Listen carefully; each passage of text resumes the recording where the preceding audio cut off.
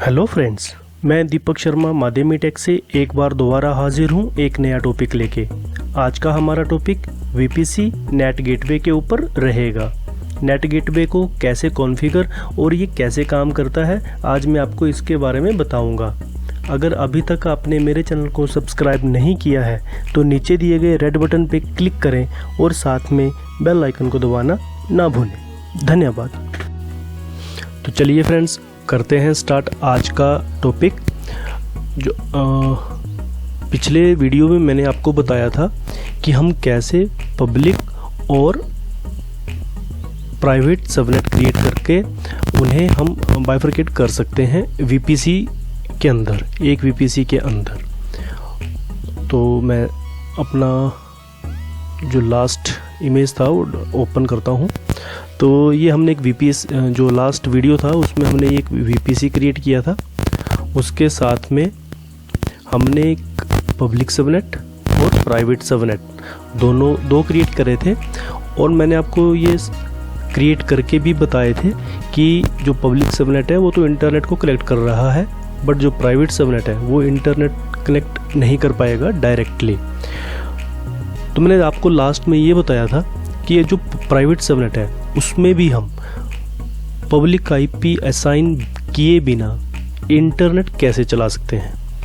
तो इंटरनेट चलाने के लिए हमें नेट गेटवे क्रिएट करना पड़ेगा, और नेट गेटवे आपको पता ही है पब्लिक सबनेट के ऊपर ही क्रिएट होता है। तो मैं आपको आज उसके बारे में ही बताऊंगा। तो ध्यान दीजिएगा, जो हमारा नेट गेटवे है वो हमारा पब्लिक सबनेट पे क्रिएट होगा। यहाँ पे इसका नाम दे देते हैं नेट गेटवे GW। ओके। अब क्या होगा, हमारी जो भी ट्रैफिक यानी प्राइवेट सबनेट की जो भी ट्रैफिक है वो डायरेक्ट राउटर को नहीं जाएगी,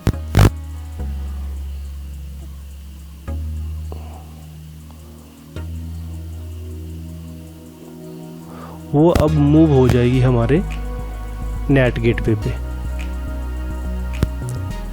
मीन्स जो भी हमारी ट्रैफिक है वो पहले नेट गेटवे पे जाएगी, उसके बाद हमारे जो पब्लिक सबनेट के जो सिस्टम या वीएम होंगे वहाँ पे जाएगी, या फिर डायरेक्ट राउटर के थ्रू इंटरनेट पे जाएगी।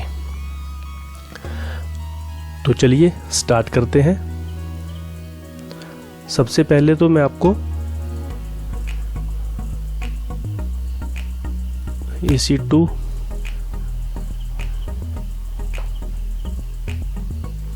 ये थे मेरे जो मैंने क्रिएट किए थे लास्ट टाइम। पब्लिक एक वीएम जो पब्लिक को डायरेक्ट कनेक्ट करता था, इसको आप देख सकते हैं पब्लिक आईपी असाइंड है, और एक प्राइवेट सबनेट पे। तो अब मेरे को सबसे पहले देखते हैं कि प्राइवेट सबनेट पे हमारा भी इंटरनेट चल रहा है या नहीं, जो कि मैंने आपको लास्ट वीडियो में भी बताया था। मैंने ऑलरेडी कनेक्ट कर रखा है,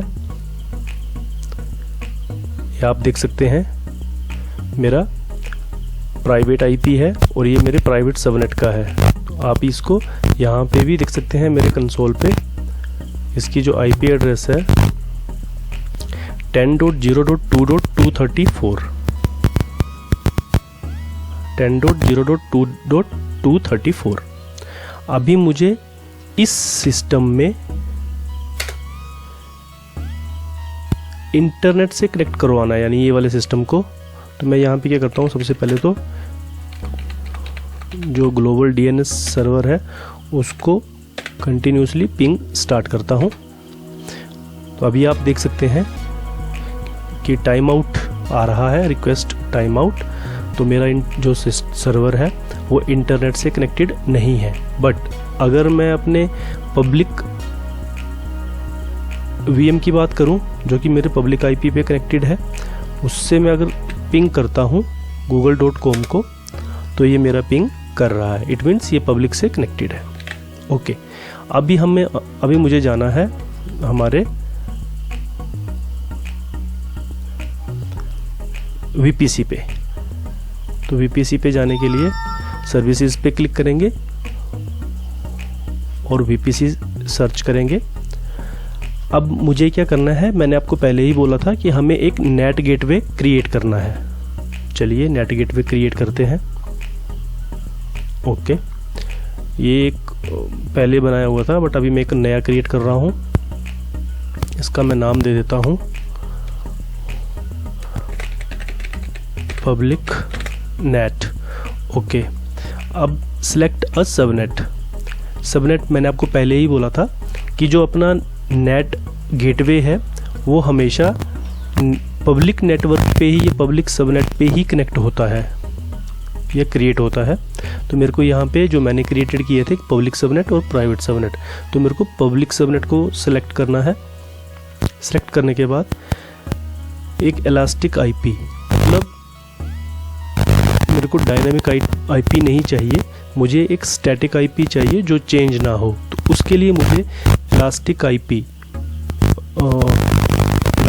के बारे में मैंने पहले भी वीडियो बनाया हुआ है, आप उसमें जाके देख सकते हैं।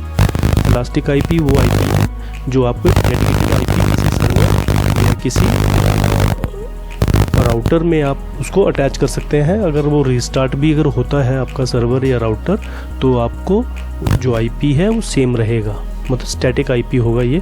तो मैं एक एलोकेट कर लेता हूँ इलास्टिक आईपी। तो ये आप देखेंगे कि मेरे पास एक इलास्टिक आईपी आ चुका है 23.190.133। इसके बाद क्रिएट नेट गेटवे।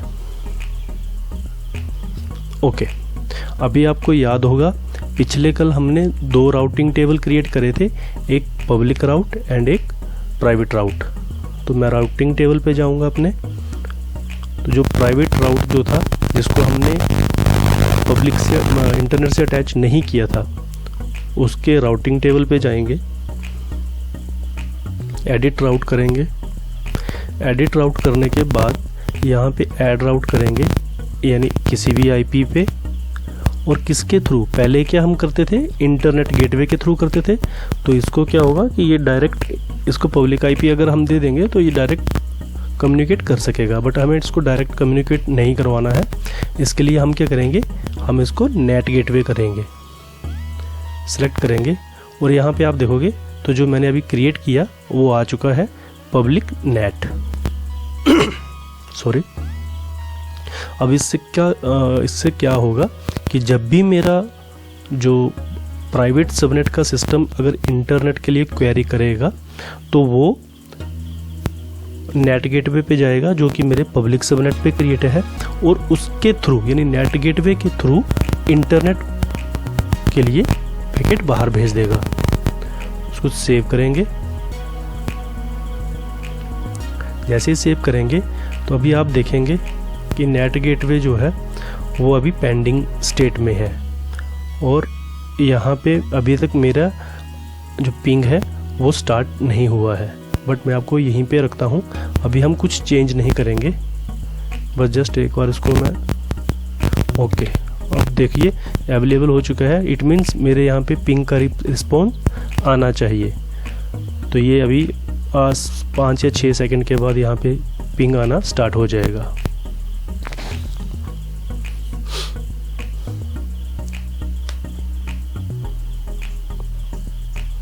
थोड़ा सा वेट करेंगे।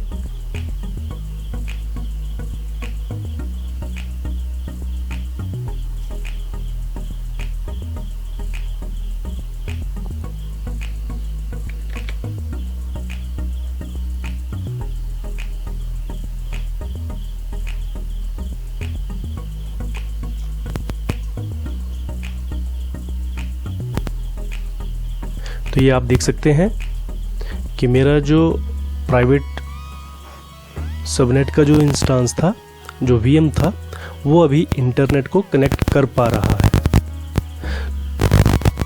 मतलब अभी मैं एक बार आपको दोबारा से डायग्राम पे ले चलता हूँ। सॉरी, ये अब पहले तो जो मेरा ये वाला सिस्टम था ये तो डायरेक्ट इंटरनेट पे कनेक्टेड था, बट ये वाला जो सिस्टम था ये ओनली सबनेट यानी जो मेरा वीपीसी है सिर्फ उसी के अंदर ही ये कनेक्टेड था। बट अभी क्या हो रहा है, ये वाला जो वीएम है ये नेट गेटवे के पहले नेट गेटवे पे अपनी रिक्वेस्ट लेके गया, उसके बाद वो डायरेक्ट अपने पैकेट को इंटरनेट पे भेज रहा है, जिसकी वजह से आप देख रहे हैं कि मेरा जो सिस्टम है इंटरनेट से कनेक्टेड है। आप आईपी एड्रेस ये देख सकते हैं। ओके, तो ये था वीपीसी के ऊपर, नेट गेटवे के ऊपर एक वीडियो था। होप करता हूँ कि आपको ये समझ आ चुका होगा। तो अगर आपको ये मेरा वीडियो पसंद आया होगा तो प्लीज़ मेरे इस चैनल को सब्सक्राइब करें, शेयर करें और अपने फ्रेंड्स को शेयर करें, ताकि मैं और ज़्यादा मोटिवेट हूँ, आपको कुछ नए वीडियो लेके आऊँ। धन्यवाद।